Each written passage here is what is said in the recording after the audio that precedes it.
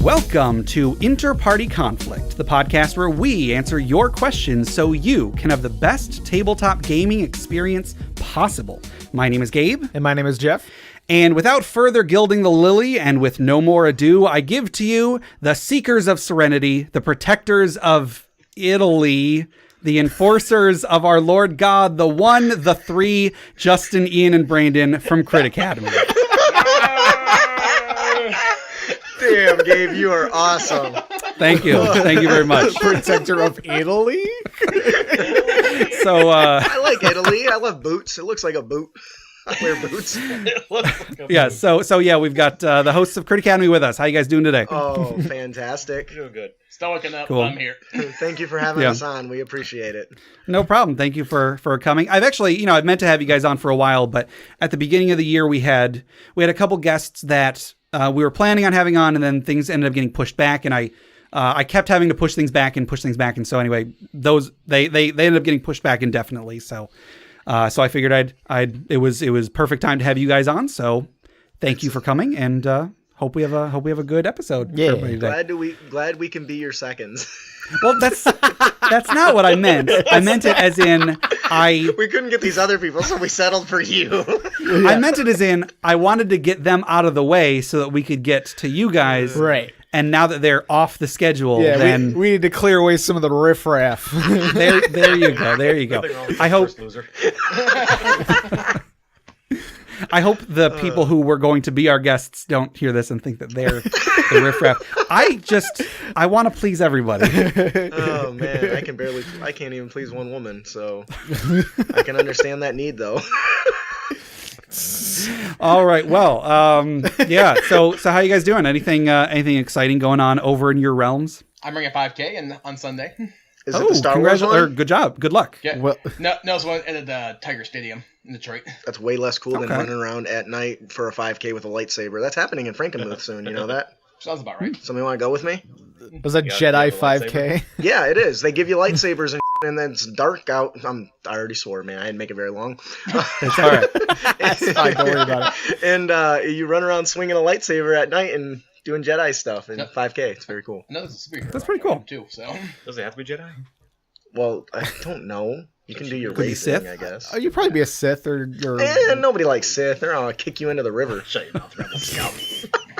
Execute all the 66. I would say the biggest piece of news is we released our brawler, our path, our barbarian path, and it's one sale away as of this morning from silver bestseller on DM's good Guild. job. Nice. So we're super excited. And then of course our gun mage, which is free. Mm-hmm. You can find it at critacademy.com or go to DM's Guild and type in our gun mage. It's a free product.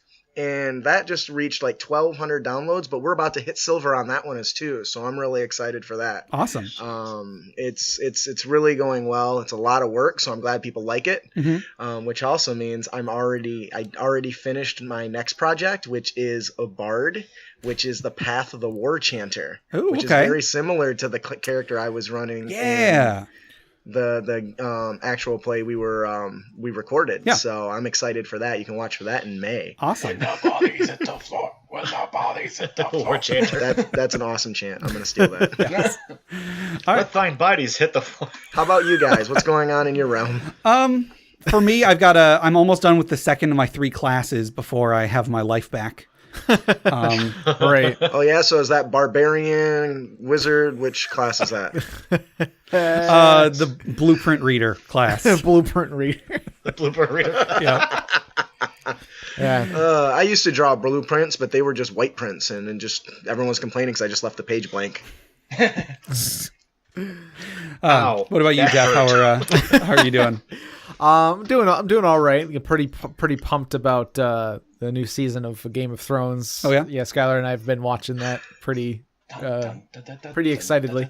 How many points do they usually score in a match? in a given Game of Thrones, how many points do they score? Yeah. That's funny. Not many lately, actually. They don't kill as many characters as they used to.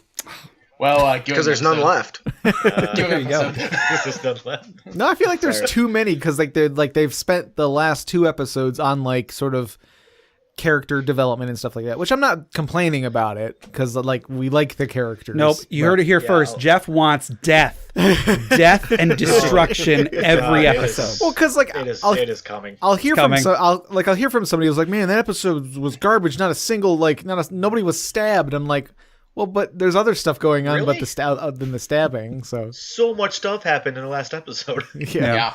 It's like a lot all at once. So, but it's good. I think that I'm out of the loop because I watched one episode of Game of Thrones and thought it was stupid and didn't watch anymore. But I'm willing to give it a shot because Ian was rushing out of our episode. We gotta hurry up, so I can make it to the Game of Thrones episode. So I'm willing to give it another shot. I'm excited about Endgame. Avengers Endgame is supposed to come out in the next week, if I'm not mistaken, right? Yeah, I got my tickets already. Yeah, this Friday, right? Yeah, I just saw Captain Marvel yesterday, so I'm excited. What'd you think of Captain Marvel? I liked it. I thought it was really good. Of course, it in no way was deserving of all of the hate it got before it even was released. Yeah. I thought it was a good movie. Thought it was a lot of fun. Yeah. Goose stole the show. Yeah, absolutely. All right. You guys want to go ahead and jump into this episode? Yeah. Yes. Absolutely. Okay. I want you all to imagine that you are sitting around a table. I'm going to make this real simple. You guys are sitting around a table in a tavern. Sitting around a table.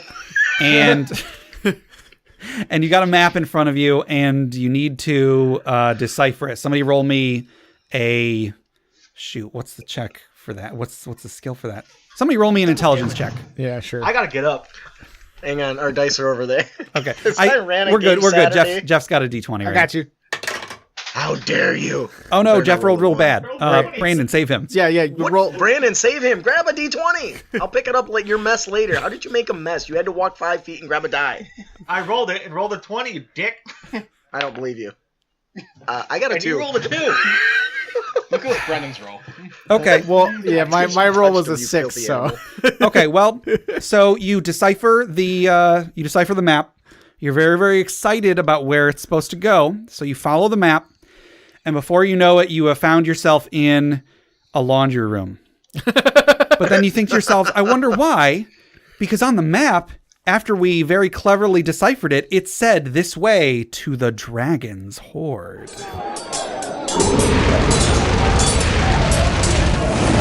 the dragon's laundry room. The dragon's laundry room, exactly. All right, so today's dragon's hoard item was... Shoot, who submitted this?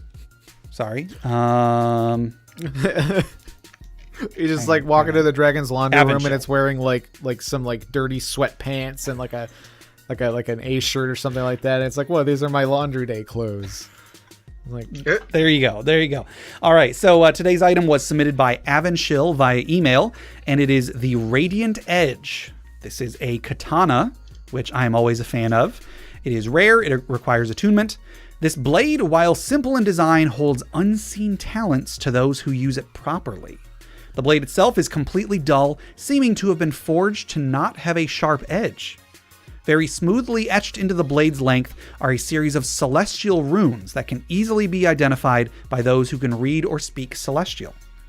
On inspection of a blacksmith, they will only be able to tell the player they've never seen crafting like this, almost as if the crafting process is completely unknown. A DC 19 history check will reveal it to be an ancient dialect reading, "Only true light can cut through the darkness." Upon drawing this blade and mentally activating this weapon, the edge and all the visible runes will become emblazoned with light. With this blade, you gain a +2 bonus to attack and damage rolls made with this magic weapon. In addition, the blade does no slashing damage, but instead radiant damage on all physical strikes. The blade inflicts double damage on all undead, fiends, or devils. This weapon emits 5 feet of ambient light and cannot be wielded by anything of an evil alignment. Can I get a purple one? Is your name Mace Windu? No. Samuel L. Scratch, Jackson. scratch, scratch. It is now. it's like I'm only gonna do this podcast if it's purple. And why is that? So in that big volley of laser swords, I can see myself. Right. Yeah. So I have my interesting thoughts on this. Would you guys like to go first before? I am so used to running the show that just kind of happened. I'm sorry. Hey, that's fine with me. Fine with me. Less work for us. Well, I do want to bring up so radiant damage by itself most fiends are weak to it. Is that the case? I believe so. I don't think it would like double and then double again. I'm pretty sure it's just referring to referring to the fact that undead fiends and devils tend to be sure weak to radiant damage. Right, yeah. So yeah, I was wondering, it's like, does it do quadruple at that point? So I think it would actually. I mean, maybe. I don't know what Avonshill's intention was. If I was running it, probably not. But maybe like for an encounter. You know, because it's turning it's not just like the bonus damage. There's bonus damage that's radiant. It's like all the damage from it is radiant. So like, you know, I guess any bonuses that you're doing. So would sneak attack damage with that be radiant? Ooh, I mean, I would say yeah. Yeah. So like it'd be, if you're using that, if you're like I guess a katana isn't. Oh yeah, well, but the wakizashi, I think. Oh yeah, I didn't even read that part. Sorry, there is also a wakizashi that comes with it. Yeah, I guess. So like if that is also like, because I believe that just counts as like a short sword. Yeah, so that has finesse. So you can use that for sneak attack. So sneak attack, radiant sneak attack damage. Yeah, that's a good point. Rogues would draw over this thing, but I mean, I by default thought paladins, because why wasn't they? Yeah. Yeah. Or paladin rogues. Yeah. Can you imagine a sneak attack with this thing? It does quad damage. It's like a camera flash of death. Yeah.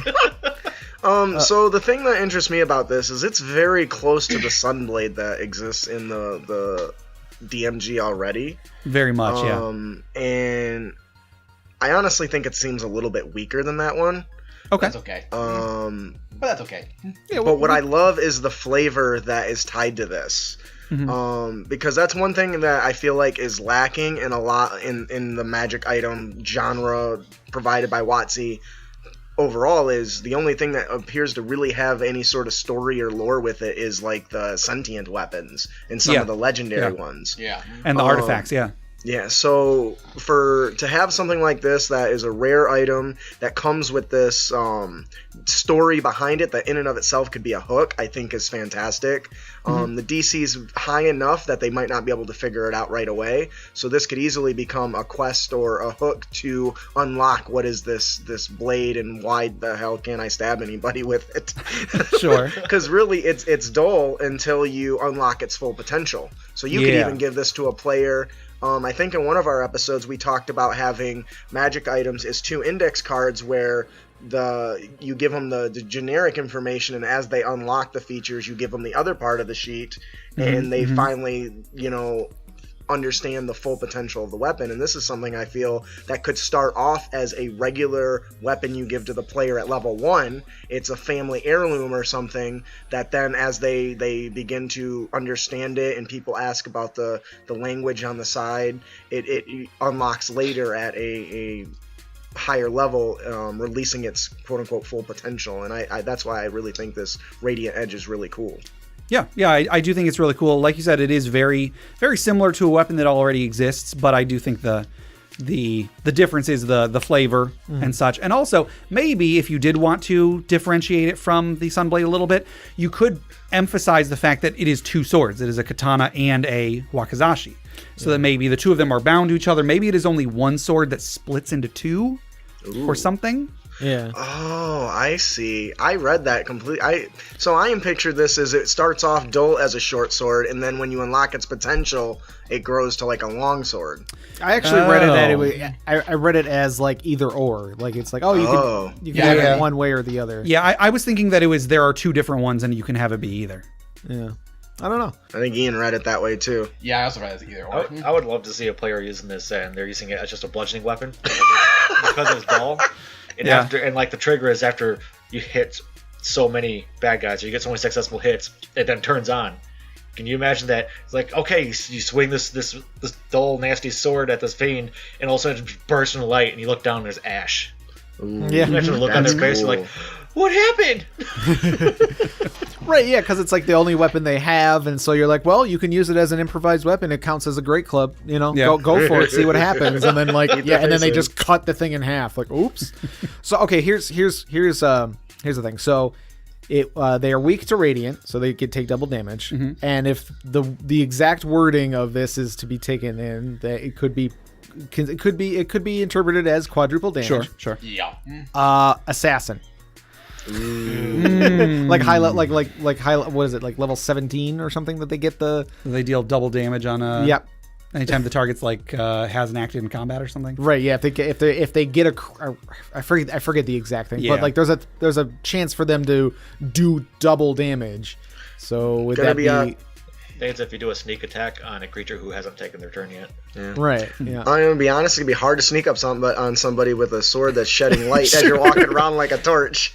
Yeah. Very true. I'm sneaky. With like high enough stealth or some sort of illusion magic, or just enough prep. You give everyone in the town square a glowing sword. And yours is purple. Right. Yeah, we're gonna go run 5K real quick. So, and I know we kind of joked about the light thing, but you could. It just says light cuts through it glows, right?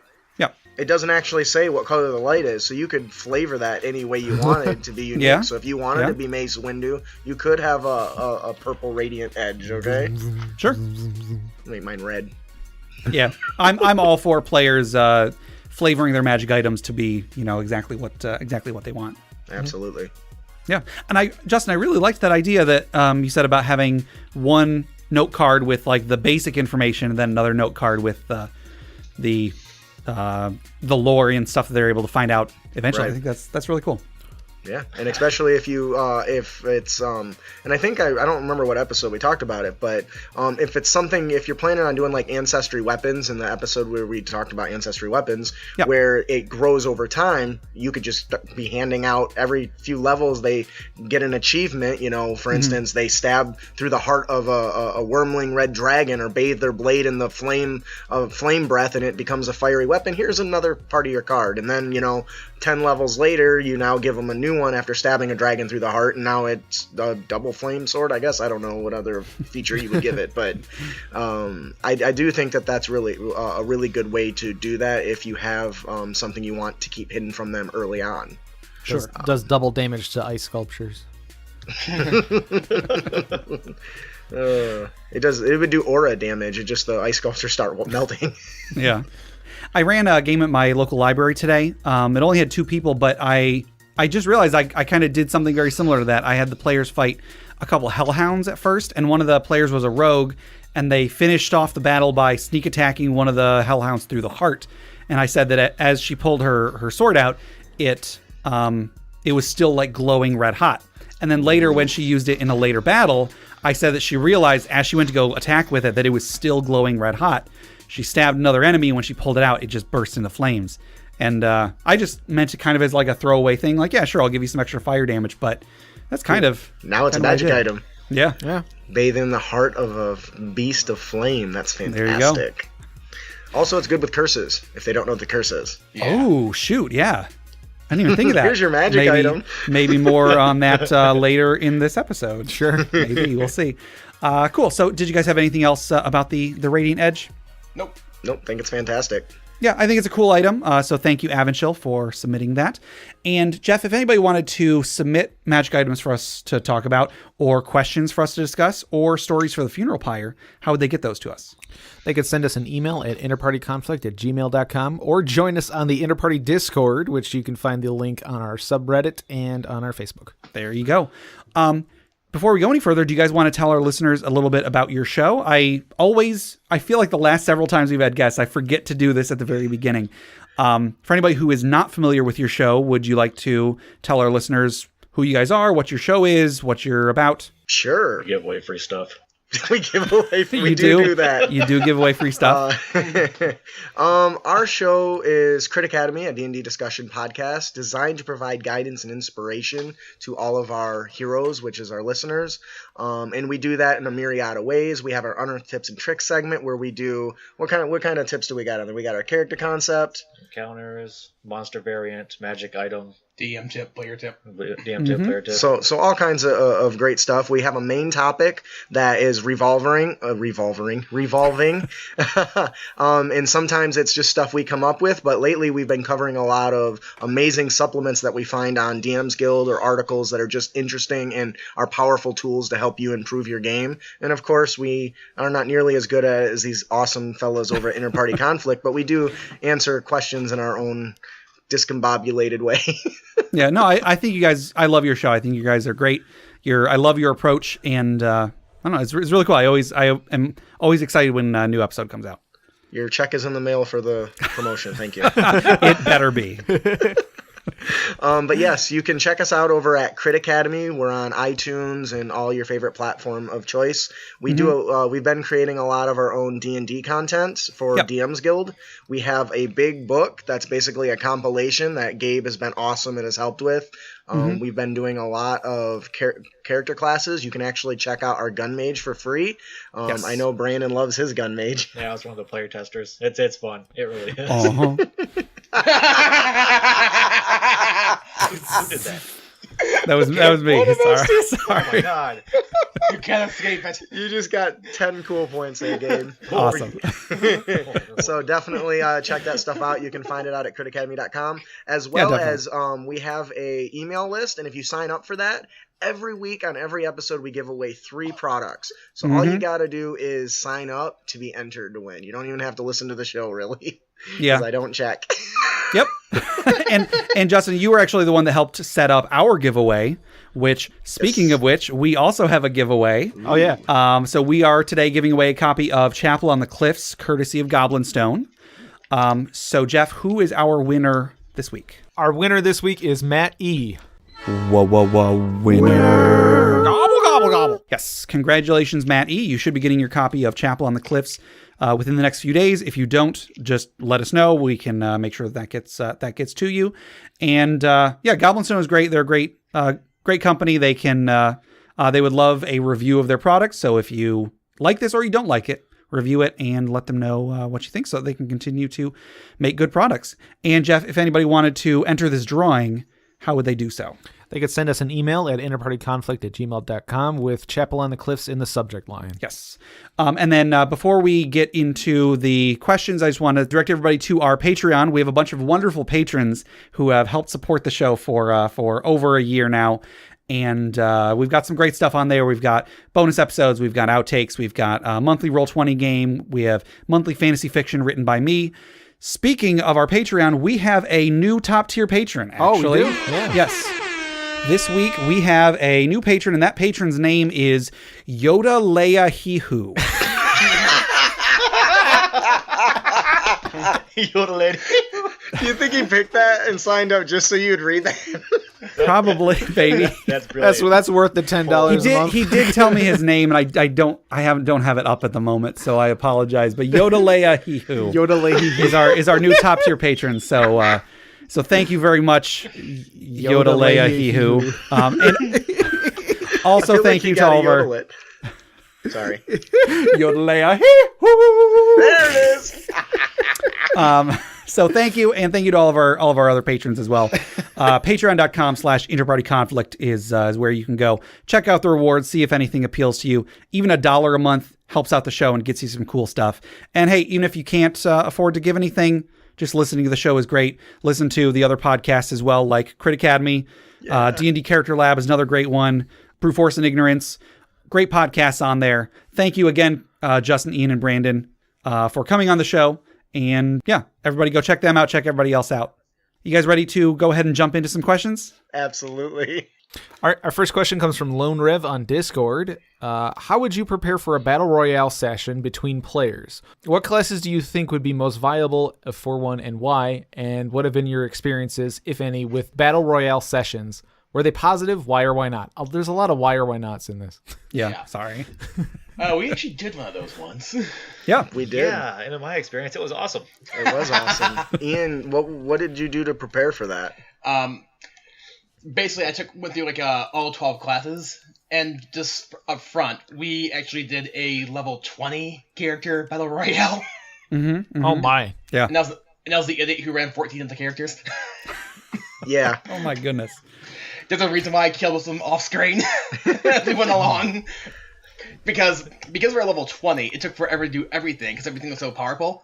It's I think I'll kill the spellcaster, so I'll have to give you a spell sheet. Just get to tear it out. See, every 10 minutes you're like, oh, someone died. So... Because I had like an announcer. Yeah. So what I liked about it is he took it was meant to be a one-shot in our case. And he tossed it together that we each had patrons, right? Is that right? Yep. And they basically summoned us for whatever reason, and for fun. I guess they were all like deities, like doing battle for fun and taking bets and stuff, right? They were not deities. They would be so anything so limiting. They were pan-dimensional beings. Well, what the hell ever. That sounds like a deity to me. What was a floating eyeball? A floating eyeball? Not a beholder. Actually, it's a floating planet. It just was in a pocket space to make it so it would appear small. Okay. There you go. It was ego. So we got summoned to this place, and he was running all the different things. First of all, it went great. As far as what I think is the class is viable, I played a Blade Singer, and I will, till death do me part, say that is by bar none the most viable class for a situation like that. Spell gives you lots of utility, and Blade Singing gives you defense and offensive melee capabilities. Mm-hmm. I don't know, how did you... Yeah. I seem to recall all three of you, plus 3 other NPCs, all ganged up on the Barbarian because he would not die. I failed to see how that's a problem. And how many of you were terrified of that monk that was going around? Mother ran way too fast. He might as well have been like shadow stepping. Mother boop. Oh, damn it. That's his move speed. It's all right. It's all right. Yeah, his move speed was ridiculous. So have you guys experienced this at all? I haven't. I have never done this myself. Yeah. I've always been of the impression that they would probably not be very good, but like I said, I've never done it. So yeah, it's hard to think. Like I don't think that the classes are balanced against each other. They're balanced against the game, like the player classes aren't built to be fighting one another in most cases. So I feel like the Barbarian would be really hard to kill. You would have to gang up on him, where if it was one-on-one, if it was one-on-one, the Barbarian, is going to outlast most of them. Yeah. And it also level has to play a big role too, because if it was like first level, the wizard's going to die. The wizard is gonna die. So the one thing that I thought was interesting, and at first I was concerned about like character balance, but I don't know if it's just the awesome job Ian did of running it, but our decisions, I don't generally play tactically. But you play tactically. His play style forced me, okay, well I'm not fighting that. I'm going to run away and let somebody else deal with it. Or I went and jumped in on an action that's already engaged. Because I actually recall you actually ran away. What was it? Did you run away from that paladin? Or I ran away from the paladin. F that. No, I'm not getting smitten or smite. What the hell the word is? I'm smitten with this paladin. And by the way, it was also the Ancient Paladin, so they basically you hit me with magic, I take half damage. Yeah, so I ran away, but because I knew in that situation I couldn't win, and I think Brandon ran into a similar situation. I did. Or you're just a coward in general. No, I ran into the monk who apparently enslaved me. He made me his court for a little bit. Well, what happened was Brandon's like, I'm 90 feet away from this guy, I'll be okay. He shoots at it. The monk catches the arrow because there's a freaking monk, and then walked 90 feet right up to him. Yeah, and then hit him with quivering palm. Which stuns him, right? It kills him. When you activate the ability again, if he fails, he dies. Right. Yeah. So you were working for him, otherwise he would just snap his fingers and you would die. I had to work for him till the end of the Battle Royal. Wow. Which the whole tactical thing came into play because Justin, another character, and the monk got involved in a fight, a 3-way fight. I was like, nope. Wait. I just stayed back. So wait. The quivering palm, you have to you can decide not to activate it until later. Yep. Yeah, you it's like within a week or something. You can just kill him. Yeah. So he's like, you're gonna help me or I'm gonna kill you. Right. That is awesome. Yeah. And actually, hearing you guys saying, you guys maybe play tactically, I'm actually impressed by that because you'd be amazed. Well, actually, you guys DM, so probably not. But how much I actually did a lot of puppetry behind the scenes and held back outright. Well, good. Yeah. That's your job as a DM. Yeah. But I remember like one small example where I kind of like forced Texas just to get the point across right away, just it came up against a sorcerer, and just was like, I'm gonna cast Invisible, I'm gonna be okay. The sorcerer cast Meteor. Oh yeah. Oh no. And, he can't see me, but he doesn't really need to. So and just like, wait, that thing hit Mimi? Yep. Well, why did they hit him? Because he's outside the thing. But I'm standing right next to him. Yeah. He's got that much control. So if I had to give any criticism to something like this, if you are know your characters. Well, not that. I'm gonna say if you're the type that gets mad and angry easily, don't do something like this. Okay. Because it can get infuriating if something doesn't go right or you start to take it personal with another person. Because that kind of happened in our game. Yeah, because we did have one player who at the time was still new, and he made a bunch of decisions that too more experience were like, why would you do that? And unfortunately, he was getting upset with that. Now the rest of us were fine, but was he the dragon guy that wanted to turn into a dragon? Yeah, but was mad because he couldn't. Well, he tried to, but you happened to hit him with a counterspell. Oh, that's right. He was pissed because I canceled it. It was so mad. But if you've got somebody that's got a short fuse, I would never recommend something like this. You have to be adult about it. And just to give you like a small example. I'm not trying to beat up on him, but I did try to get across my. These are level 20 characters. He decided to multi-class, and 2 of those levels were fighter, which I understand because action surge. Yeah. The other 18 levels were druid. The monkey said, "I'm like, oh." Because that means he missed out on his capstones, which is a big deal for a druid, I think, right? Unlimited shifting. Yeah. And because of that, he only do it twice. And there was one point where he was like, I'm going to watch him to a brown bear. I'm like, no, you're not. Yeah. Why? So it can be dangerous if you don't have a group of adults actually engaged in it. And if you don't understand your character. And the other part of prep is come up with some like balancing rules in place ahead of time. Like, okay, here is the item breakdown that you guys are allowed to take. Here's the limitations for spells, for example, that you can't take. Right. No wish. And, and know something of other creatures. Right. Yeah. Oh, yeah, only you can control 14 creatures, huh? Yes. That's true. Don't be afraid to, that just sounds the worst 16 combatants. Just because you drew up 14 characters, does not mean 14 characters have to appear. Oh, yeah, absolutely. Oh, my goodness. And to speed that was a good way you did it. I was not afraid to kill them off screen. But even then, I had one of like the beings acting as an announcer. So every time something died, it was like, it helped raise the stakes too. Right. There is something I would like to add to it too, is that the term battle royale is tossed around a lot, especially with console gaming these days. Yeah. So if it's in reference to like Apex or PUBG or Fortnite or something like that, a surrounding storm idea, I don't know how that would be done in this game. You would make a storm that surrounds and gets smaller, just like in the... Actually, about like damage-wise. Oh. Actually, in my case, I probably would have had like the floor from the outside start falling away. Yeah. Oh yeah. So that's our thoughts. I also know you discovered the hard way. There was a 50-foot invisible ceiling that nobody knew about. Oh yeah, I tried to fly away and I hit a ceiling. Imagine that. You could probably set up the mechanics for the storm pretty easily, because like the way it works in those games is that like the damage amps up as the game goes on. Right. So like the smaller the ring is, the more damage being outside the ring is. So you just like at a certain point you can't spend more than a few seconds in there unless you're like healing yourself constantly. Yeah. And the other thing I did too was I went out of my way to say like the terrain they were in was basically geometric shapes that was black. And I also went out to say, you don't know what this substance is. It seems like a cross between metal and stone. So it's like similar to both, but neither.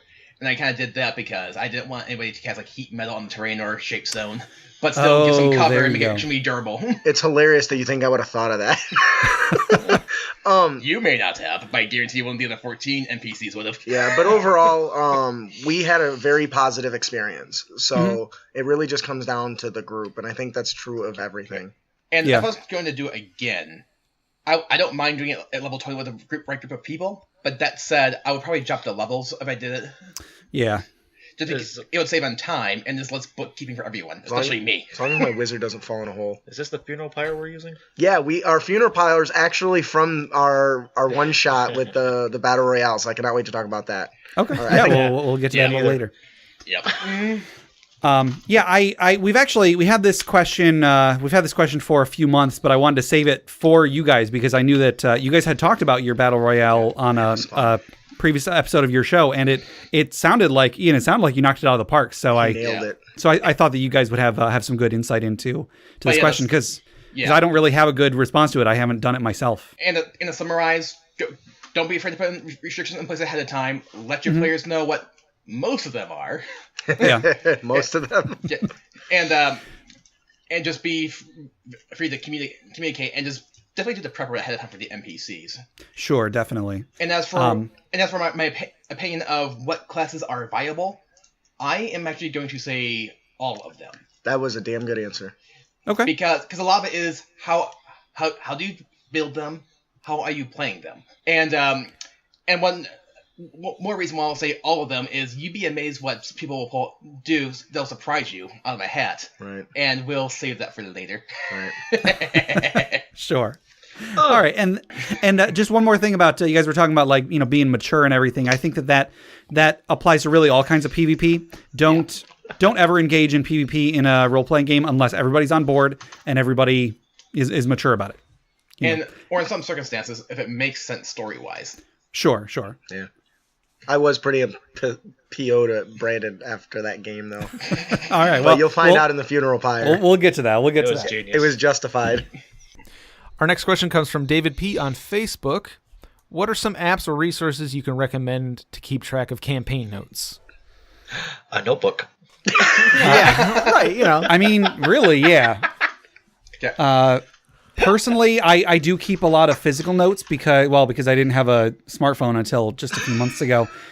But even when I do use my smartphone, I basically just use Google Docs. I just keep and that makes sense. Just whatever thought comes in my mind, I type it into a document so that I can refer back to it later. Right, yeah. Yeah, just keeping good general notes is good. But there are apps and stuff that are set up in a way where you can create they're set into categories. So you can these are my characters, these are places and people and items and you can sort of make a little flow chart or something out of it. So yeah.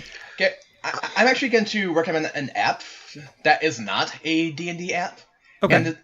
And I'm only recommending this because I always happen to have it on my phone. It's one of the first apps I actually picked up when I first got a smartphone back when I was in college. But there's one called Color Note. And it is it's simply a note-taking app. Okay. But it's made to look like Post-it notes. It can change what color each notes are, so you can color code. So for different types of notes if you want. Yes, I use Microsoft OneNote for that very reason. Of all the tools I've ever used to DM, Microsoft OneNote, in my opinion, is the best because you can not only do the Post-it note things, but you can interlink all the different stuff.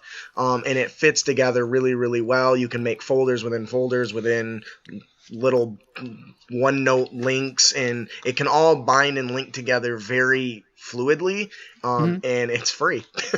Yeah. And Color Note, you can back. It does have a backup feature, so I'm not sure where it goes. Yeah, sure. To that cloud thing everyone's talking about. Yeah. Right, but the point though is you can that way you can use the same notes across multiple devices if you have to. Oh, very which is cool. another plus that Google Docs would have, as you yourself pointed out. I like Google Docs too.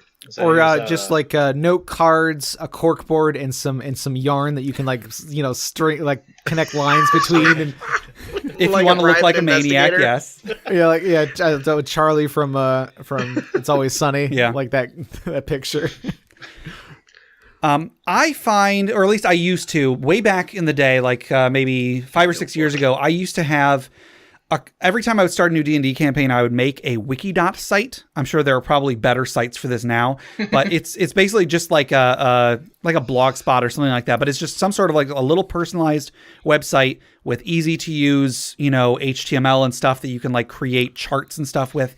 I would use those to keep track of locations players had been to, NPCs they had met. I would have a tab for each character so that the players could go and they could edit what their wish list was, what their goals were and such. I found that to be really useful. And I also do recommend the website Obsidian Portal as well, because it actually is a website where you do register but you do keep checking your campaigns. The DM, he can create his own private notes. The players can give their own input, kind of like what you were just saying. So cool. I think Roll20 works really well too. Even if you don't use it as a platform to play, storing character notes, item notes, special items that the players get, like if you write like a ransom note or something, all that stuff can be presented in there for anyone to look at outside of the game. You can also include we had DM Scotty on from the DM's Craft, and he introduced me to the idea of scene setters. So I use Roll20 and I upload images to it, and there's scene setters that represent every scene. So instead of having to have big maps or anything, I got a picture like, well, it's not up there now because I pulled it down, but I had like a big icy mountain when they went into the icy mountain stronghold, and it's just a backdrop for when they're in those areas. And so I can use Roll20 in that way, plus for music and stuff, which is fantastic. So even if you don't use it to run your games, it's a very good DM resource. Cool. Yeah, I say that we have a Roll20 game every month. It's really a Google Hangouts game every month because most of the time, because like sometimes somebody's voice chat won't work with Roll20, so we have to use Google Hangouts anyway. And I don't really use like a battle mat or anything, so most of the time it's just on Google Hangouts. But if I did use Roll20 itself for more of the stuff that we do, I'm sure, there's tons of really good resources to use in there. Some of us still roll the dice and stuff in there, and then like you can always like if you needed to post something, or like you can use like the draw picture if you had to like illustrate something, or send a private message. Yeah, that's true. Like passing those to the GM or vice versa.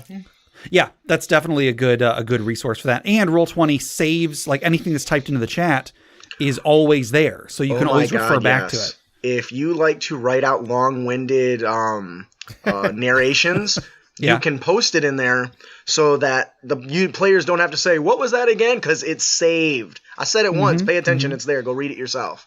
That was one of my favorite features of that. So. Yeah, we recently got a question about flavor text, like box text in an adventure, and we'll go into in depth in a future episode. But that sort of thing is great because if you just read it to the players, they might not get more than 10% of it, actually in their brains. But if it's there that they can refer back to, then that's perfect. So yeah, and I really like, Justin, your idea about putting. I guess you said it was DM Scotty's idea of putting like pictures that just set the tone for the scene. It works really, really well. I just started doing that, so it's fantastic. Yeah. So Ian, you were saying Obsidian Portal. Yep. And then Roll20. Yep. And I just use Google Docs really for that sort of thing. Google Docs is probably the one I use the most next to my OneNote. Yeah, just like crazy etchings on your wall. Jeff is still just They're not crazy, they're just etchings, man. No, there's this. I have a system, okay? That's what. See, now you're understanding. I told you they're not crazy. They're there. That's not what the doctor says. Yeah. Our next question comes from Shadowhand Silverbones on Steam. What are some things that have changed about your DM or play style as you got older? Yeah. I mean, it's going to be hard to admit that any of these things are because I'm getting older. Not just because, I'm just becoming a more mature, more refined wiser player. More wiser, exactly. More experienced. A DM like fine wine.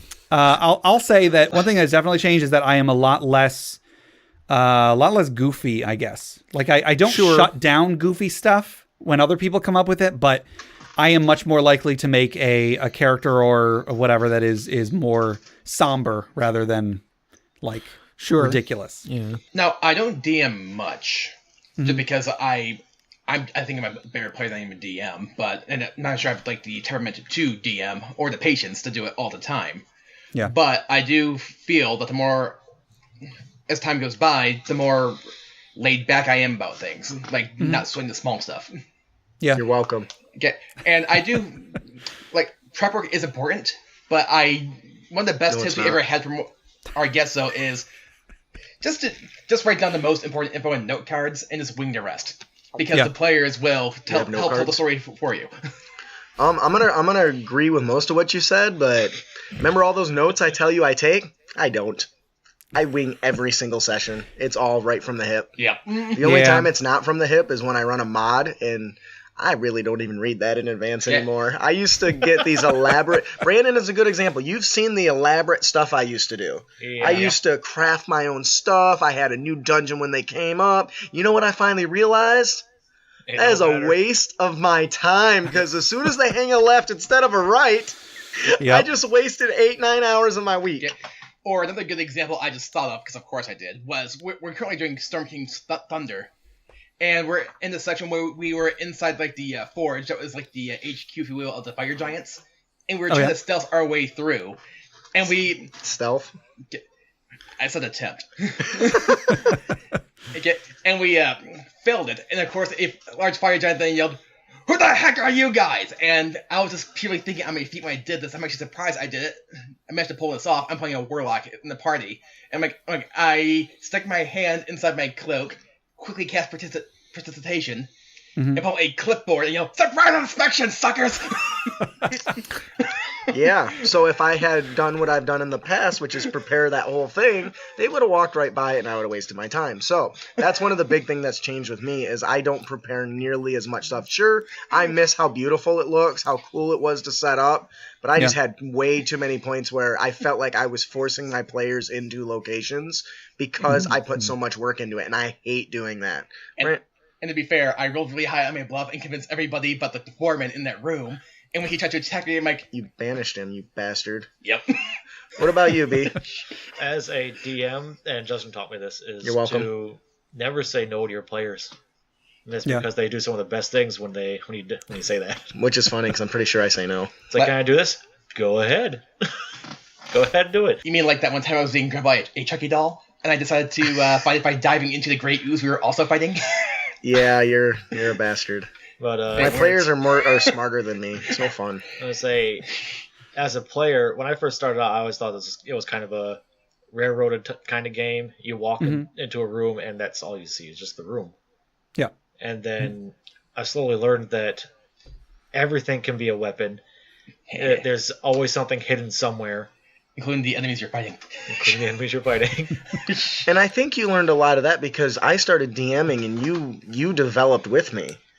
Like, I think both of our play styles changed as we played more and more. I think so. Like, I actually posted this in our Facebook group earlier, and that is the mundane, useless adventurers equipment that you get. I love manacles. In the adventurers kit, one of the things I had as a wizard was 50 feet of silk rope. And it's just rope. Okay, so what can we use rope for? A lot. You can use it to swing across something, tie something shut, or climb out a window. And we were doing some secret meeting with an NPC, so I took an ale bottle, and I unthreaded part of the silk rope, and I made a makeshift proximity alarm at our front door. Okay. And I don't think I would have thought of that if I was a new player. Yeah. What about you guys?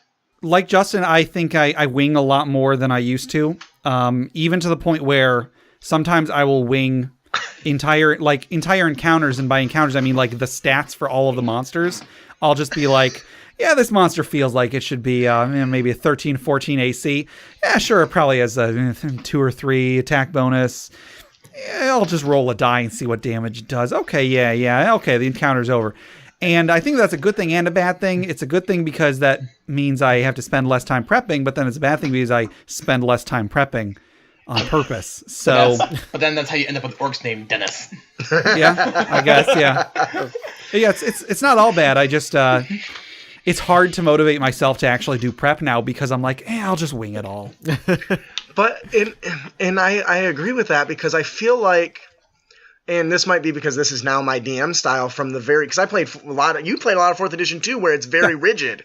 It's very tactical. Your monsters do this, they move this square, they do this, they go here, they pull this, they do that. As a player, though, that's what I love about 4th edition. Right, and I liked it too, but in 5e, because it's so free-flowing, and the players have so much more... I feel like they have more power, but that might just be my change in DM experience, but they have so much control over that stuff that I don't want to waste time on the stuff that's not important. Does it really matter if I draw out a room and versus just describe a room? If they go left, I can describe in the room that's to the left or to the right, but if I have to draw it out every time, I waste precious game time drawing on a map.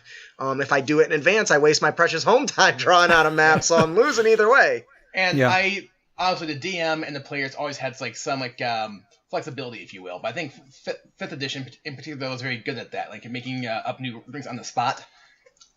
Using the game I played last Saturday as an example, we were fighting in the room full of elementals, and I got punched by a fire elemental and caught on fire. And there was one moment where the DM was like, "So let me get this straight. The fire elemental lit you on fire. Yep. And your solution to put out the fire is to dive inside the water elemental, which you are also fighting." That is correct. Sounds like a good solution. Yeah. It's like, but you'll be taking drowning checks and being grappled. Yep, but that's what my character would do, and he's on fire and not thinking straight. Right. But then, the very next turn, I'm like, so I still have Dragon's Breath because the wizard gave it to me, so I'm going to use Ice Breath. And the game's like, Raw, he gets a save, but you're inside it, so I have no idea how the heck he'll dodge, so it'll just take full damage. Yeah. But that's just one example, though. Sure. What about Jeff? I think we steamrolled him. Yeah, Jeff. Jeff actually left a long time ago. Yeah, no, it's hard to tell. He's not on screens. Sorry. Well, yeah, I was actually trying to think because like I kind of go back and forth on like things that I've learned as a player.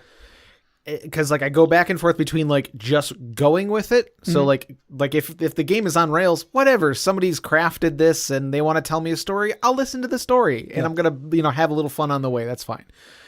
But then sometimes I'll sit down at the table. I'm like, no, I don't care if this orc invasion is supposed to like, what is it? The beginning of Storm King's Thunder. There's like an invading orc army or something. And I'm like, no, I want to talk to these guys. Like I want to try and get them on my side. Like I want to take over this. Like I want to take over this town myself, and I want these orcs working for me. But like nowhere in the book is it like, oh, if you want to try and work with the orcs, here's what you need to roll. It's very much like, no, you're not supposed to do that. You're supposed to do this other thing, you creep. So like, yeah, I keep going back and forth between like, like, no, I'm gonna make my own path because I know how to work the game, and just going with the flow because why make waves when everybody could be having fun, Yeah. Right. And then I'm also breaking the game a lot as far as when I'm creating my characters. I'm like, okay, how can I stretch the rules as far as I can? And then like I'm always going on sage advice, going, why would you rule it that way? Like, sure. Like I like to learn the rules in a way that like if I sat down at a table with a completely new group, like I'd be able to be like, there wouldn't be too much arguing on a thing because it's like, well, this is what the rule is. I mean, and if obviously the DM wants to do it a different way, that's another story. Sure. But, I just like everybody being on the same playing field. So I like knowing what each of the rules mean, and like different ways that they can be used. Cause like some of the wording like on some of the rules in 5th edition are weird when it comes to melee attacks, melee weapon attacks, ranged weapon attacks, weapon attack versus a spell attack versus it's versus sometimes it gets a little yeah. It's like melee spell attack, a ranged spell attack, certain abilities only work if it's a melee attack, some abilities work if it's any attack whatsoever. And it's like, well, whatever. Yeah. Right. I feel like I've gotten more critical of the rules in recent, like in older edition, in younger years, actually, is what I'm trying to say. When I was younger, I probably would have like just been like, oh yeah, that's the rules. Okay, whatever. But nowadays I'm like, but why is that the rule? Yeah. Like I'm always asking why, especially with the sage advice stuff. I'm like, but why? Don't just say that it's this. Tell me why. Like, why can't thrown weapons work like ammunition? Sure. Like, why am I limited to that? Like, is there a advantage to, using thrown weapons versus ammunition weapons to where you have to limit the number of weapons that you can throw? Velocity. I don't know. What? that's Velocity? Well, I'm pretty sure an arrow hits harder than a rock. Well, no, that's what I'm saying. Throw it hard enough. Well, that's what I'm saying though, because like there's you can throw less. You can't throw as many weapons as you can as like arrows you can shoot, at least at like higher levels or something like that, because like you can only draw so many weapons. Yeah, because you have to draw them to throw them.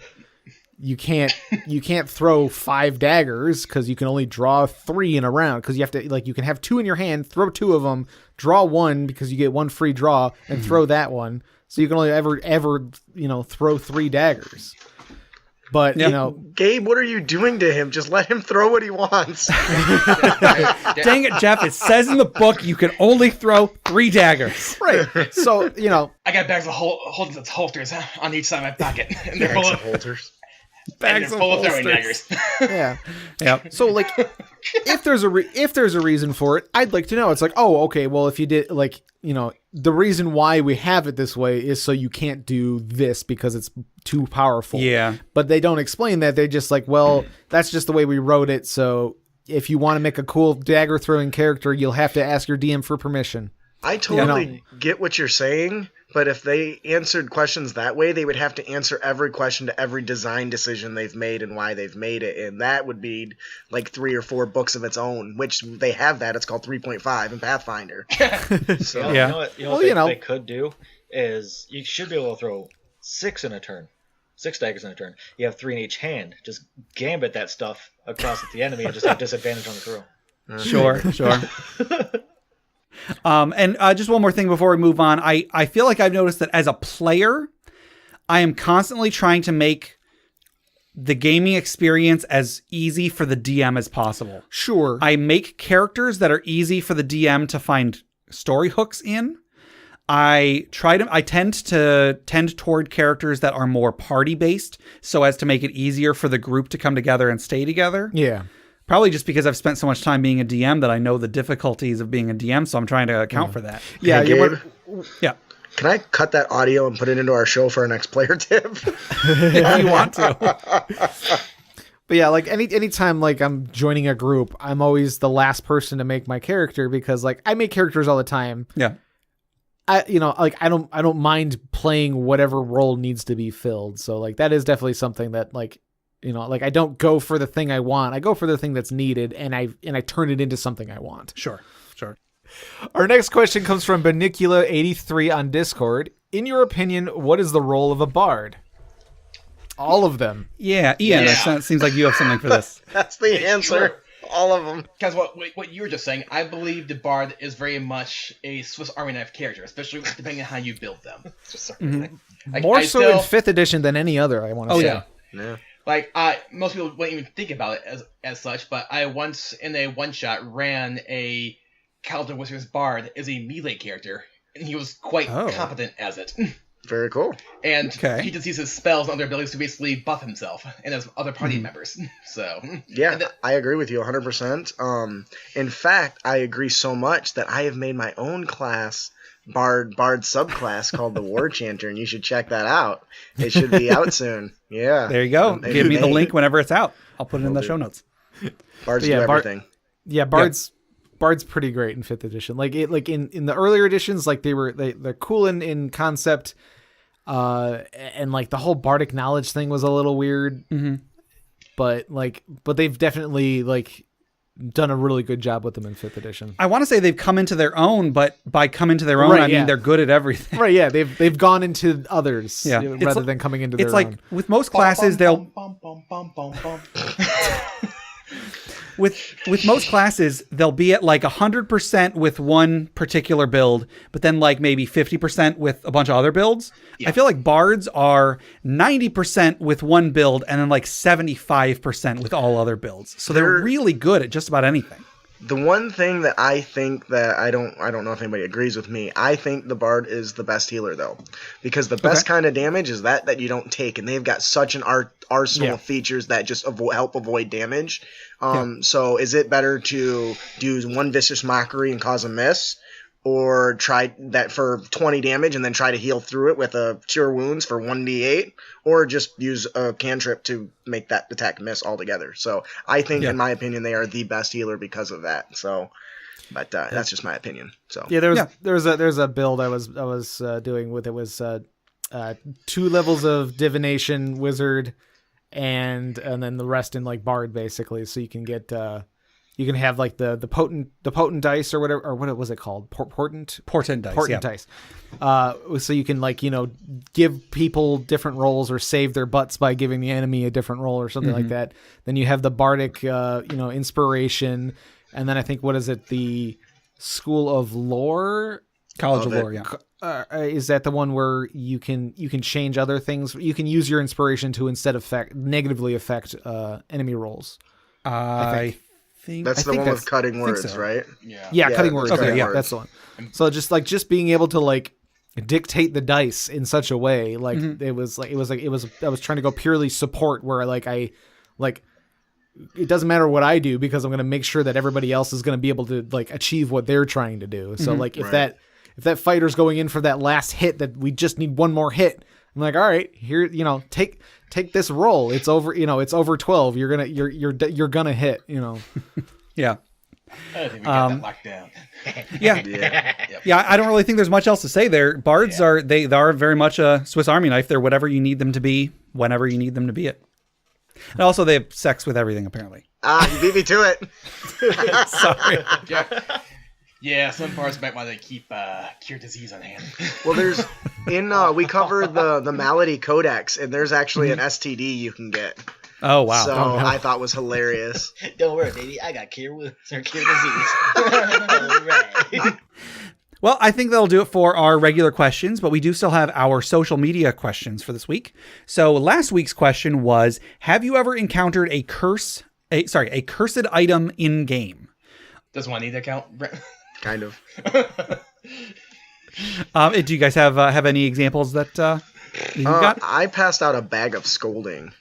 Yeah. And it just talks a lot of shit when they try to put stuff in her, and she's got a southern black woman accent. Yeah. And she's constantly, how are you going to just put stuff in my bag without telling me? Yep. You need my permission. You should ask first. So I would consider that a cursed item. Yeah. Okay. Items with attitude. Yeah. Yeah, it's fun. It's a lot of fun. As a player, I've never encountered one. I've dished a couple out as a DM, but neither have I. So I don't recall one. How about you guys? Yeah, the only one that I've personally encountered was it was a necklace that it was a really good necklace, but it made I had to spend a lot of money drinking all the time. So my barbarian wants that item. Yeah, it added to the character more than it took away. So, how about Jeff? Yeah, nothing that I can remember anything specific. Like I've dealt with curses, but no cursed items. So yeah. I'll tell you which cursed item is going to make it into one of my games coming up. We just covered one yesterday in our show. Do you guys remember what that was called? I mean, 2 days ago. Was it 2 days ago? Yeah, it was Sunday. The one with the mustache? Yes. Do you remember what it was called? No. Hang on, I got this.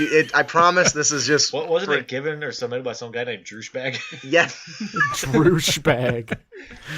So the magic item is... Let's scroll down here. I want to put this in my game so bad because it was so hilarious. It's called... It's called... it doesn't have a name. It's just it's a wondrous item uncommon. It says, a glorious fake mustache that sticks to your upper lip. I might have heard this on your show, actually.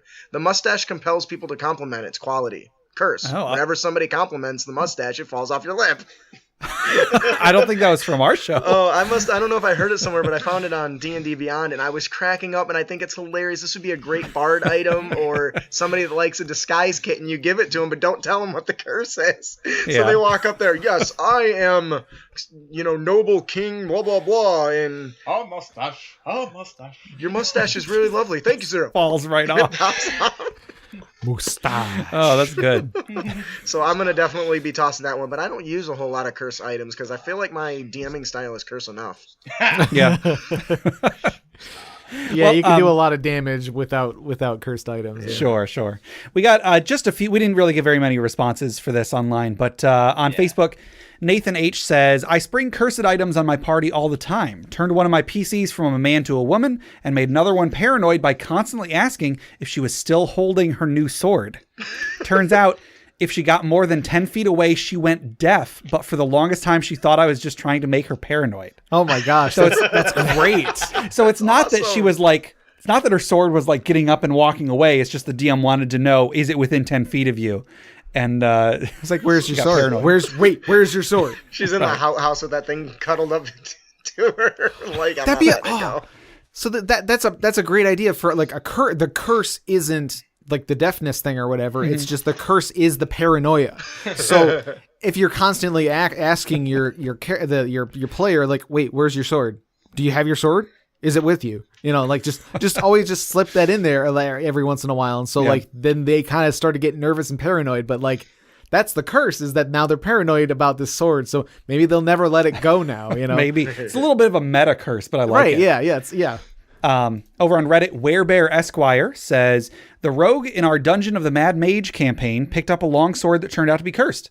The curse was that she could not put it down. It being a longsword, she could not use sneak attack with it, and she couldn't use her bow and arrow either since one hand was occupied by the sword. Whoa.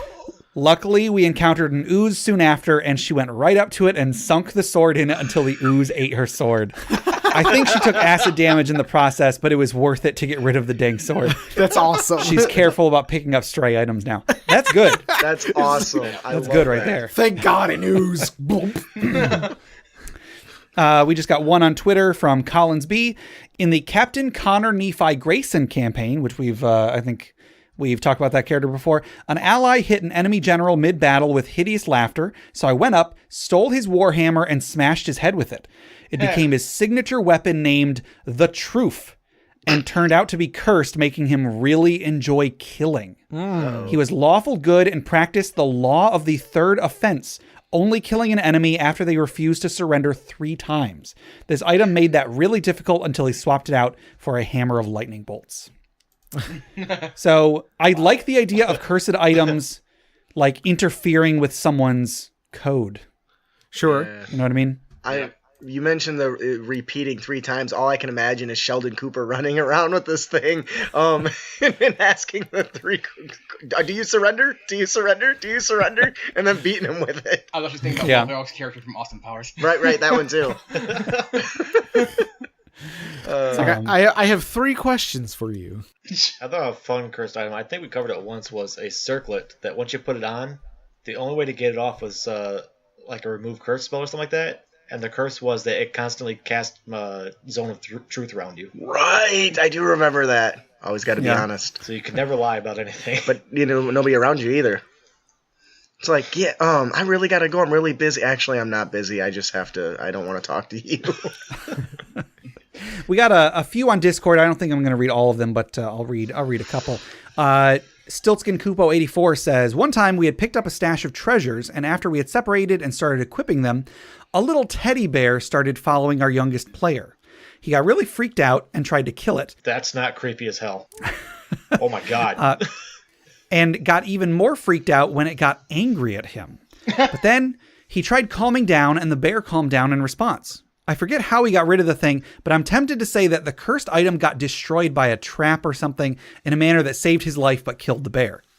Another time, a guy used a wish spell to get a Holy Avenger sword that only gained a bonus versus vampires, and the DM gave him one, but it made him smell like a skunk. That was fun role-playing in town. A DM PC in one of our campaigns had us find him a mask on our first adventure and put it on, only to find he couldn't take it off. He then adopted the name Mask, which led me to believe this was planned by the DM all along. He was half crazy without the mask, so it didn't make a difference that he was nearly full crazy with the mask on. Just gave him an excuse. Yeah. Deborah says, I love throwing cursed items into games. It's even better when the players don't know what's causing them. Everything from, wow, small spiders really seem to like you. I hope we don't run into any big ones, to, hey, Deb, why am I having to roll on the madness table so much?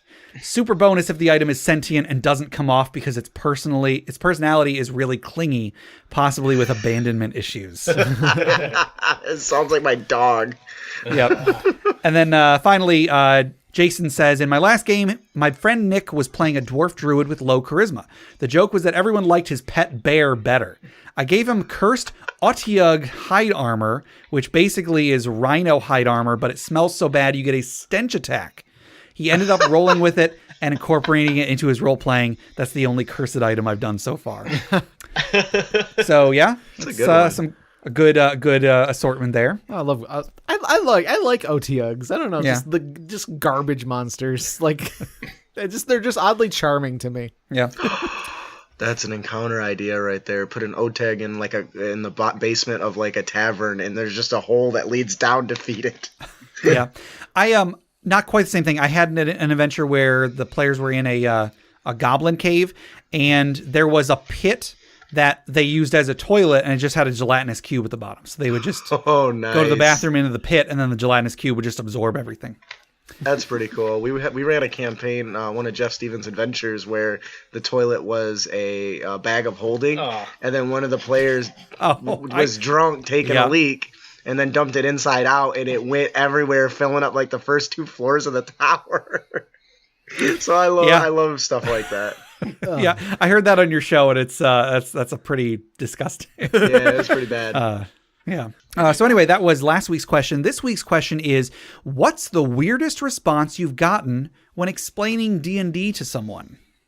Do any of the three of you have any particular experiences with this? Aren't you too old to play make-believe? Right. There you go. That's one I've gotten more than once, and I'm like, well, it's better than wasting my money on booze and cigarettes. Oh, I'm sorry, you drink and smoke, don't you? Yeah. Isn't it the witchcraft game? Yeah, I've had that reaction. What's D&D? Yeah. It's like playing a book. Yeah. Reading it. Yeah, you're being an actor. Yeah, there was another weird one I had. A guy at work asked me about it, and he's like, so I see you reading that Dungeons and Dragons book. What is that all about? I was like, I went into my kind of rant, and he's like, that sounds kind of stupid. I'm like, well, okay, it's not for everyone. What do you do in your spare time? Play fantasy football? I was like, oh, yeah, let's have a conversation about that. I thought Rocket League was kind of stupid until I spent 4 hours playing it. So, yeah, I've always argued that the fantasy football is nerdier than D&D. Yeah, I feel the same way. I don't think it was necessarily I guess it was a reaction to it. My family was doing game night once a month.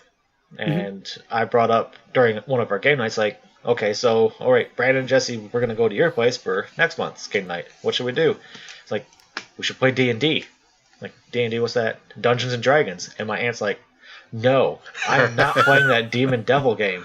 That's still my mom's reaction to this day, even though, logically, she should not be thinking that way, because my dad played it in college, my uncle played it in college, my cousin in the Salvation Army plays it. I've had guys run it at church. I play with a guy who's a son of not one but 2 pastors from my church who bought him D&D books for Christmas. You know what I just heard? Aren't you from the family of demon worshippers that I heard about? I was going to say, he must be a spawn of a demon. I'm sorry, we interrupted you, Brandon. But you get what I'm saying. Sorry. I had to explain to her, it's like, no, this isn't what the 80s makes it out to be. It's not about kids cutting themselves and worshiping the devil or anything. Yeah, we don't worship them. We just ally with them.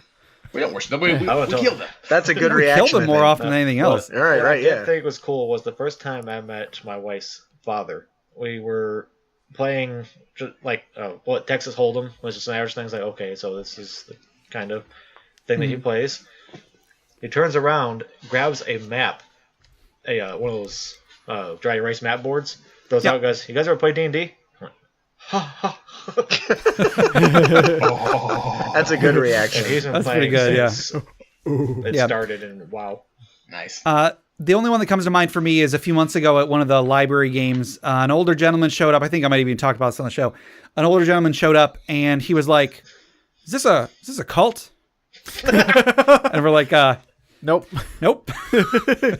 So he sat in on a game for like 5 minutes and then left. So is this a cult? It's like, oh, this isn't a cult. This is a bunch of nerds. Exactly. It's like, it's almost disappointing. It's like, oh, if it was a cult, it'd be interesting. Yeah. This isn't a cult. It's all math nerds.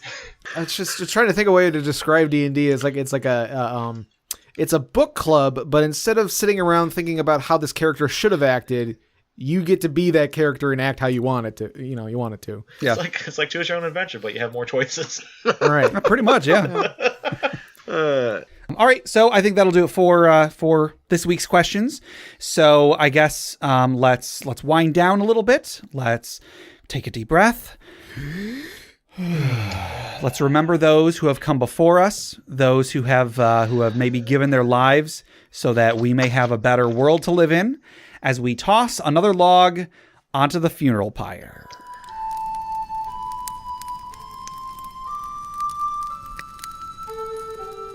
So we've got you three here. So one or all three of you have a story to share for the funeral pyre. Is that correct? Yes. How are we gonna go We've about made that? several references to Out it. the fight. I'll open it up. Okay. All right, go for it. Fine, Get- I want to do whatever. It's my kill. You gave it away. Spoilers. It's death. I never said whose death. It's the funeral pyre. It's still a death. All right, let's Okay. go. My wife is waiting for me. Okay, this was during the Battle Royale game we mentioned, and as I said before, each player got their own patron, if you will. Justin's patron was a floating planet that was in the pocket space, so it could basically still interact with humans. Just don't stand in this 5-foot square it's standing in. Right. It's a pretty cool guy. Yeah. So And it turned out that during the fight, only 2 characters were left on the board. Justin's character. wait. My character needs an epic death, not what happened. So, mind you, I'm rocking the Blade Singer. There's a meteor storm crashing around him. He's using his blade. He's cutting through him. He's disintegrating. He is destroying everything. He is demolishing every challenger except for that stupid paladin that he avoided while somebody else killed him. Who killed a monk? Huh? Me. Okay. I killed most of the people, which is why I was mad that... Okay, so Kaladin is rocking some shit here. He's destroying it. He looks around. There's nobody left. His patron approaches him. Out of the blue. Out of the blue. What does his patron say, Brandon? Do you remember? His patron says, "There's one foe left. Find him, destroy him, Claim your prize or something claim like your that. prize." That's what he said. So Kaladin turns. He gets the patron points in the direction. Kaladin turns. And Kaladin feels a very sharp pain within his kidneys and in his back. And as he slowly turns and his vision fades, he realizes that the rogue assassin at level 20 used disguise self to disguise himself as his patron to use a sneak attack on him. Now, I already didn't have very much hit points. No. Because I was demolishing the world. Mm-hmm. And so thus is the death of my greatest tragedy. I was And- devastated. You have no idea. Yeah, you remember how I said that he was fighting the monk and there's 3 were fighting? I was just like, nope, or whatever. Yeah. I was waiting for the winner so I could sweep him. But I was like, well, I can't just go in there and do it because I'm going to lose. How can I do this? I'll be a bastard and just sneak up on him. What made it worse is how he did it. Yeah. Brandon actually messaged me over Facebook while we were playing this behind, and I looked at my phone behind the DM screen. Oh, yeah. And Brandon's like, I'm going to use Alter Self using this magic item and become his patron. And I basically, so then I, on the spot, started role-playing his patron. He narrated it, so I, as the player, had no idea. I was going to ask about that because that's amazing. Yeah, that made it so perfect. much worse. Because then I felt betrayed by both these a-holes. Yeah. And Brandon rolled high on his bluff. I was so devastated that game. I had it in the bag. I was destroying people left and right, and I was ready to go after his punk butt. And honestly, although I'm not a sore sport about it or gloating about it, I believe the prize was Wish Spell. No. Wasn't it? True Wish. True Wish, which meant no limits or something. It's what Wish wishes it was. Yeah. But anyways, it was sad to say I'm not as strong and willed as Brandon, and I was being a sore loser. I was like, I can't believe you killed my dad. You took me The away. point is that the game, it ended, it did one of those quick endings, like, okay, we're done, let's keep going. And I said that I used True Wish to bring all the fighters back and put them back to their own realms. Yep. Oh, there you go. I was crying, so I forgot that part. I thought it was hilarious because I didn't have a character. You're The welcome. rogue assassin was made by Justin. I killed myself. And that made it Okay. better. There you go. Anyways. That's Let's be real pretty here. good. That monk could have murdered all of you had I decided to not hold back with him. Yeah. Oh, Mr. DM. All right. So what was You the know it's character's name? true. Kaladin. Kaladin. Kaladin. All right. Well, I guess let us raise our glasses, physical or metaphorical, in memory of Kaladin, who Sang his last song. I was going to say who maybe should have paid more attention to his patrons. Oh.